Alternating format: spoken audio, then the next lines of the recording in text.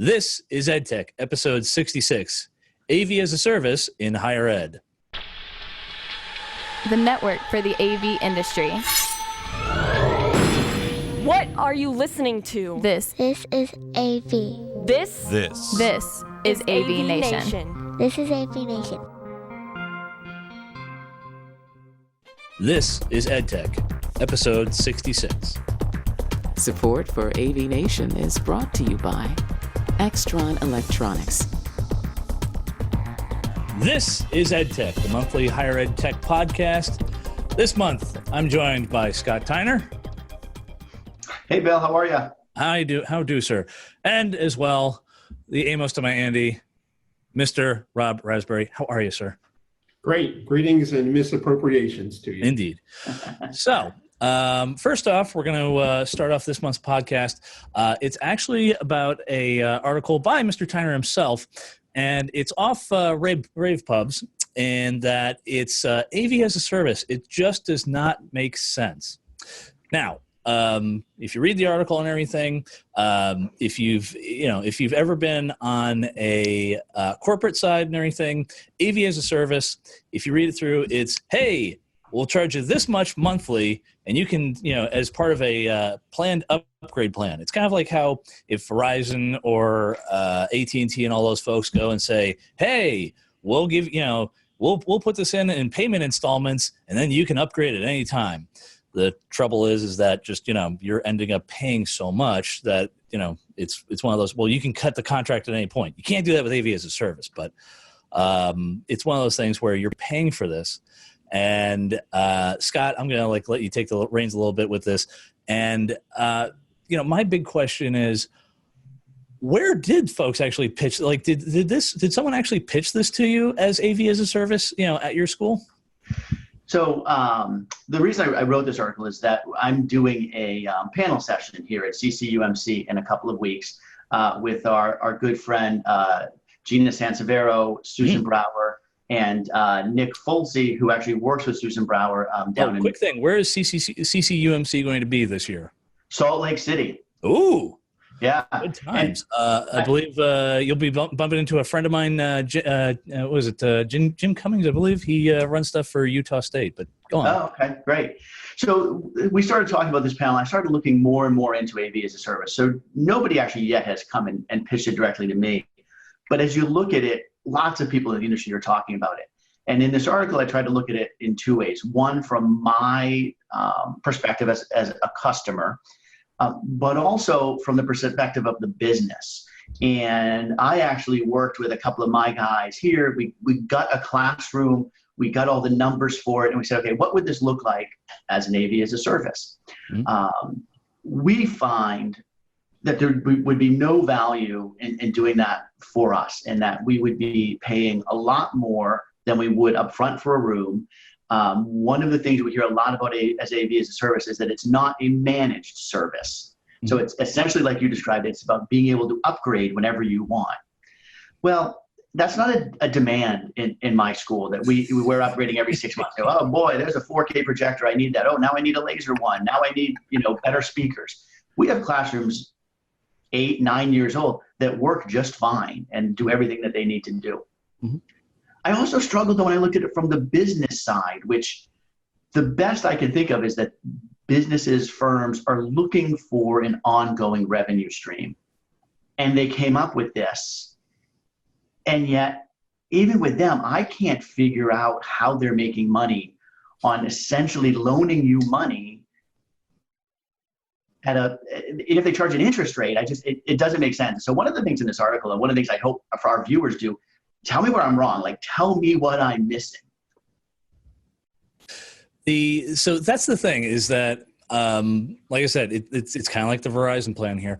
And you're absolutely right on this because if you look at some of the practices, and this will tie into something a little bit later, but let's put it this way. Your handy dandy phone, I get it. I think I'm on the S6 here and everything. We're now up to I think the Galaxy S10. I'm probably well overdue for an upgrade, but that's different in that, yeah, I know there's all sorts of upgrades and things like that, but when it comes to our faculty and everything, you're not going to get them to be like, oh, cool, just because, hey, look, we got a laser projector. Well, if they're still showing Excel sheets and they're still showing regular PowerPoint slides and everything, yay.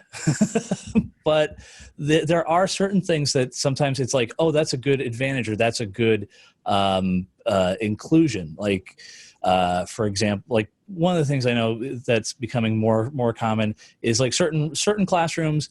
The only way I could see this as an improvement is if, say, they said, oh, here, we're going to make it to where, as part of the upgrade, as part of like an AV as a service thing, you know what, we'll make every classroom, we can upgrade all of them to lecture capture ability, which is great. And the other, me playing the devil's advocate with that would be, how do you tell the faculty that it's not recording all the time? Because, we do get sociology professors that might be a little bit paranoid about what they're saying. But, Rob, like, I'm going to bounce this to you on this one in that, is it, Scott's right about this in that is, always having the newest thing really that necessary in education? It's not talking down on things so much as it's, is shiny and new really that necessary for our faculty? Yeah, so I think, this is more something that's going to go in an enterprise or corporate environment simply because they can throw whatever money they have away and everybody is always looking for the newest, greatest thing.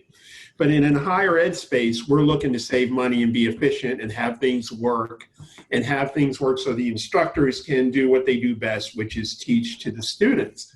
So, Scott, you're absolutely right. This doesn't really have a place, I think, in our space simply because it's not cost effective.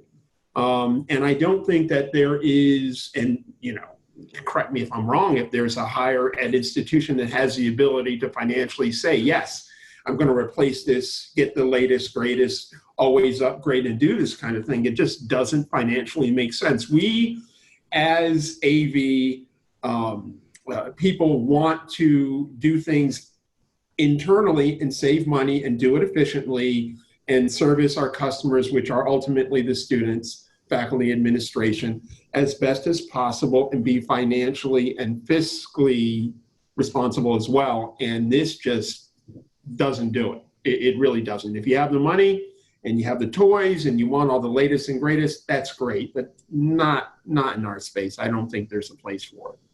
Well, I have to say, Rob and Bill, you both said I'm right, which is a first, I think, in my life ever that two people have said that in a row. I think, I put in this article, I think there's one place where this really would work is the home res market, right?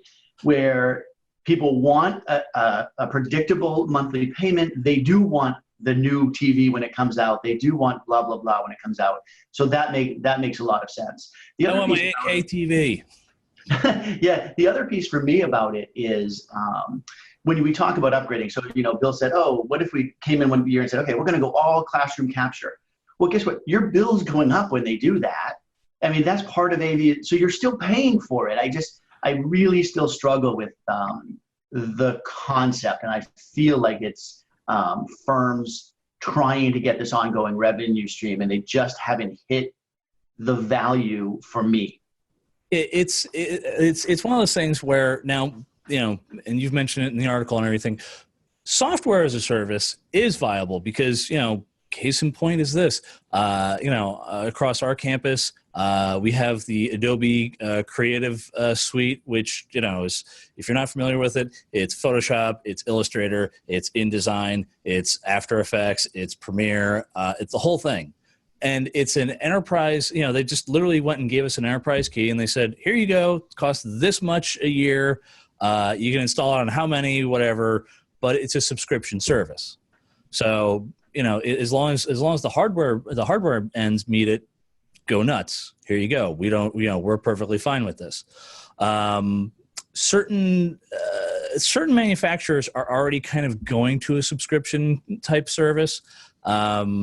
If you've, just a quick thing here, Rob and Scott, for you guys to do wireless, do you guys do any wireless collaboration on campus, or you guys are still kind of mess We're around. still sort of in the infancy. I mean, we have some Solstice. We're looking at Synap very closely.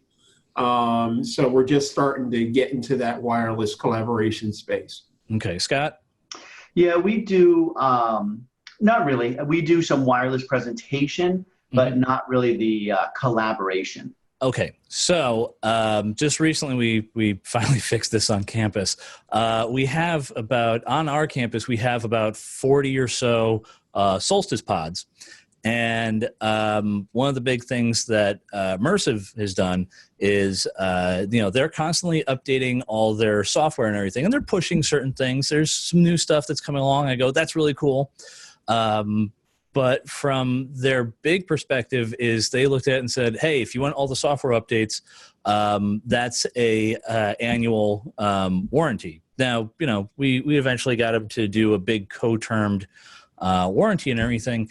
And now all our stuff is set to expire in 2021, which by that time, I'm sure there'll be some far more powerful hardware that's come along. But for them, I can see that's Mersive's way of saying, yes, this is how we're going to keep the money coming in and everything is kind of through a subscription/warranty service and everything. That makes sense. That I don't really have a huge issue with because, how often does Apple decide to update their iOS or OS X stuff, and all of a sudden it's like, oh yeah, hey, this doesn't work now. Oh, yeah, we'll work on that. That as a service is understandable, but circling back to everything, AV as a service, yeah, there has to be some more.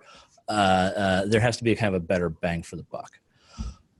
Next up on our articles, this is from campustechnology.com, and it was a survey in which they went over about how, if you look through the whole thing, there's a couple of surveys. One of the biggest one was the impact of technology on the respondents, or in this case, the student's job and everything, or the teacher's job.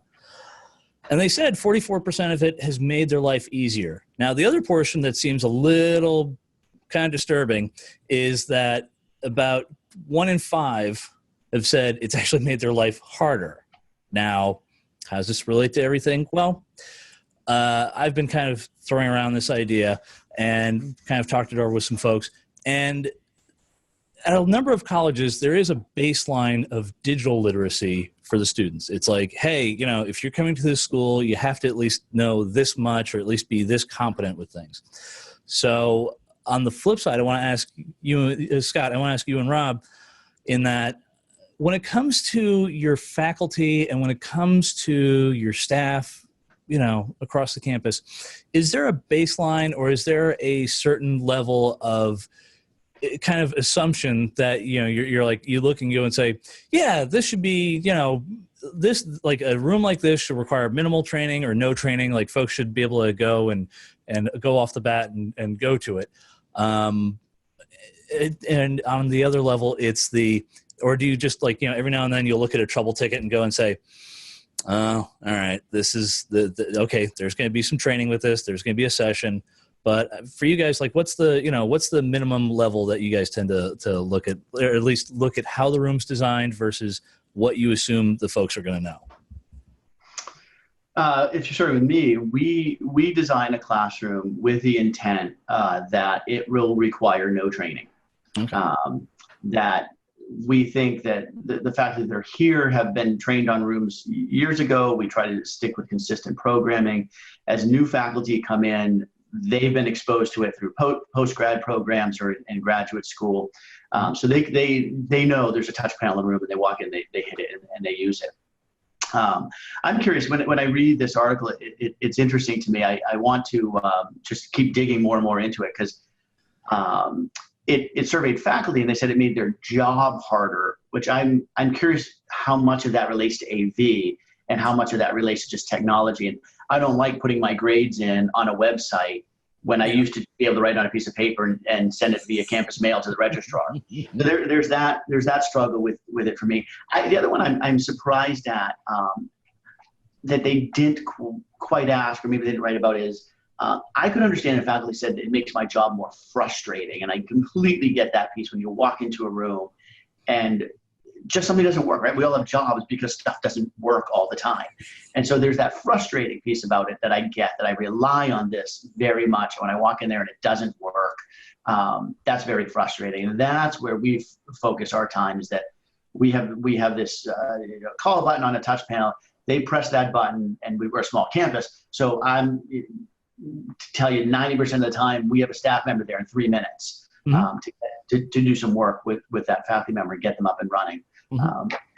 The other thing I'll just point out, in case anybody's reading this article, and one of the comments pointed it out, 161 faculty members. They should. I was hoping they would have polled a few more than that. Yeah, that is a very small pool. I will admit to that up front. Now, the other portion that this is the you're right about this. The vocab of this is a little vague in the fact that they go, oh, technology.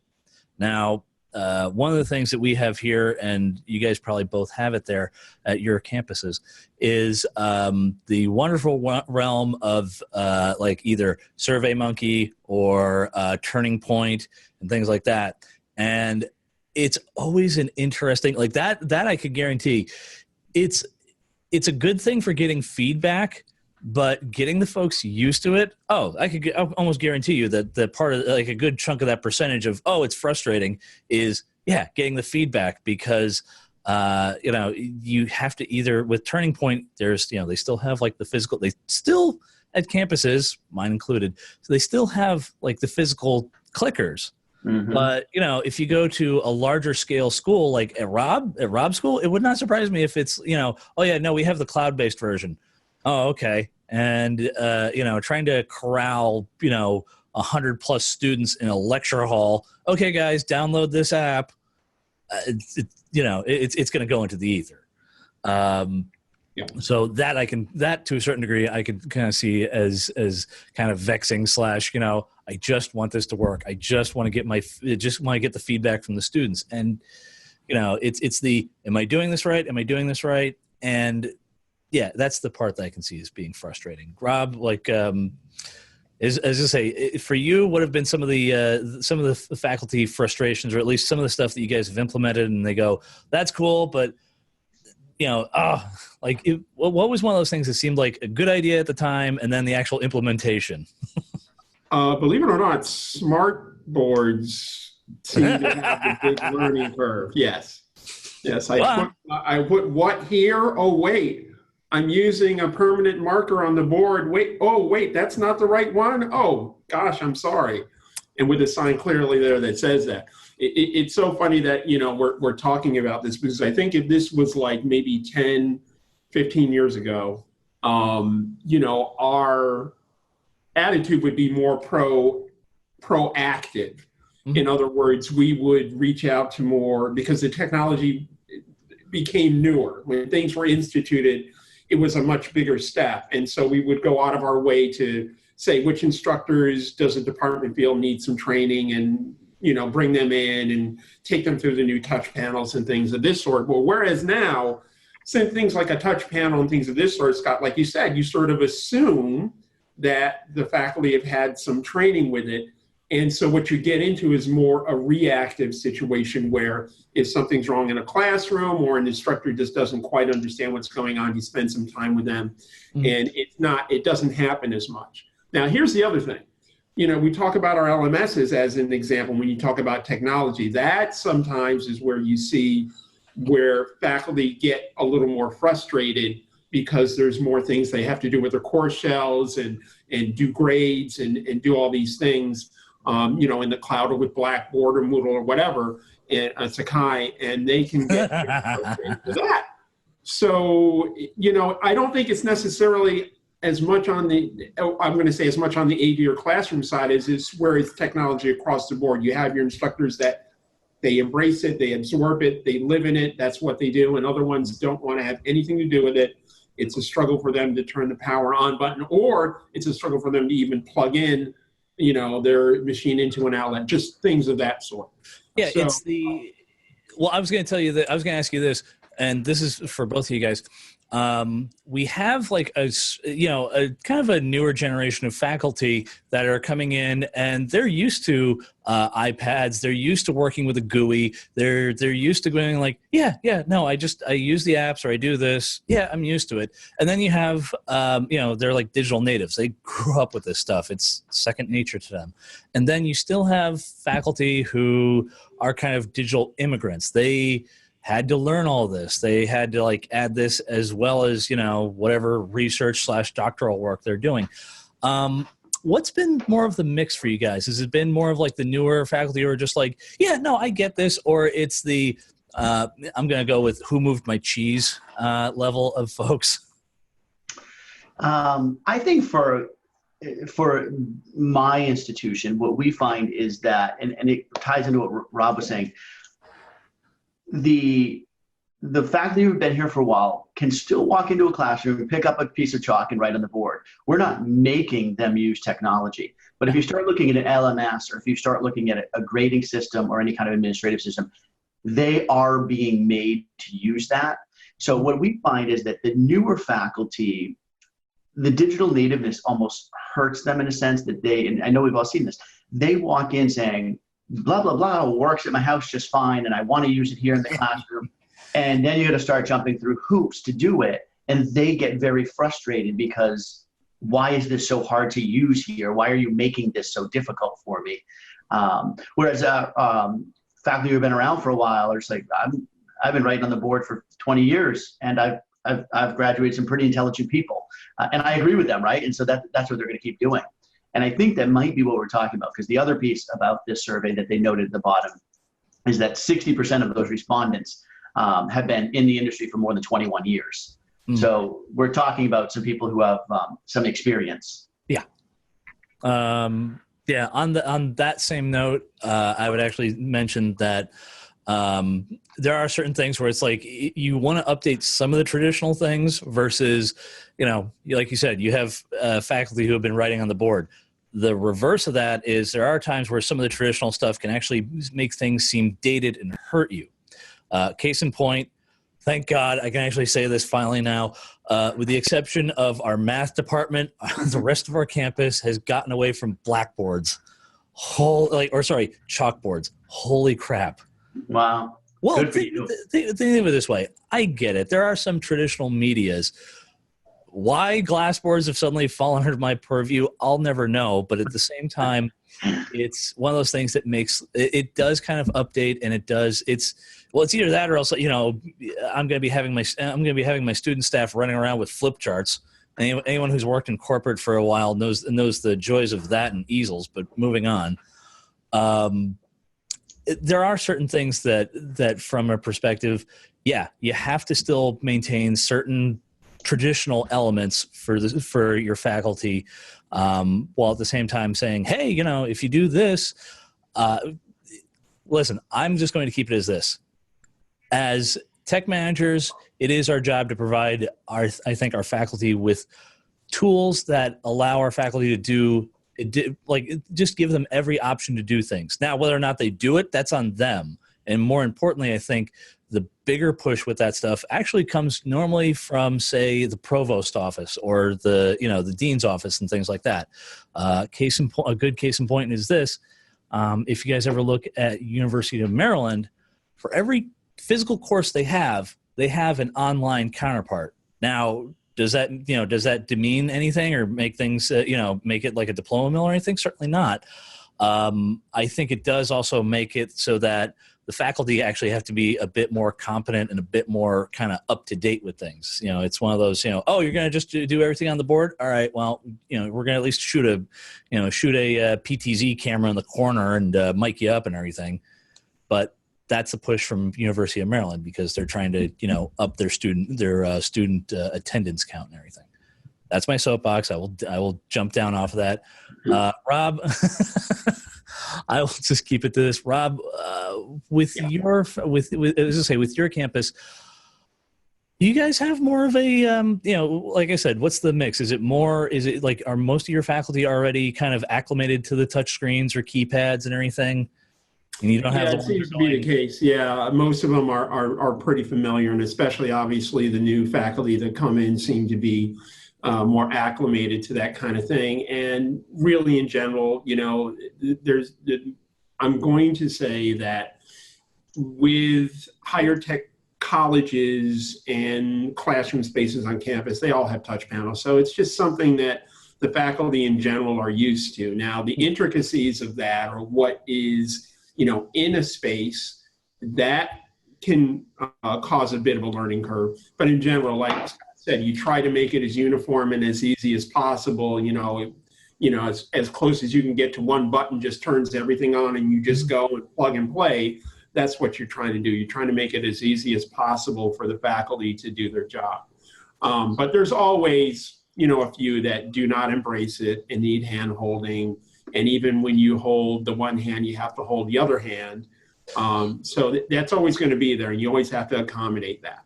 Oh, yeah. My personal fave is we actually had a history professor who came in, and he went, oh, yeah, I want to present stuff in an active learning classroom. We're like, sure, by all means, let's go. Cool. And he's like, oh, I also brought my laptop. Okay, cool. So we bring it over. And he's running a laptop that still had Windows XP, and it was VGA. Yeah, believe me. Even I looked at this and I went, well, thank God we haven't gotten rid of VGA, but oh boy. Yeah, it was something special. And eventually we just kind of told him, like, dude, just put it on the network drive, just upload your stuff from there, log in. It'll be a lot smoother, we promise. But it's one of those, the faculty member looks and goes, remember, I have a doctorate. I go, uh-huh. I have a bachelor's and 26 other certifications, which, at least in my mind, puts me at a master's plus. Remember, I have a doctorate, right? And that's why I'm here helping you. Yes. You have a doctorate. You just say, congrats, you have a doctorate. Good for you. I'm not taking your class. No. Anyways, that's about all the time we have. Gentlemen, where can the fine folks find you online? You can find me on Twitter at @STyner or on LinkedIn. Mm-hmm. And can the folks find, what dates are the CCUMC conference going to be this year? Geez, caught me a tiny bit off guard here. It is October, I believe it's 3rd, 4th, and 5th. So it's coming right up. Very good. And you'll be there with Miss Sansevero, which will be fun. Yes.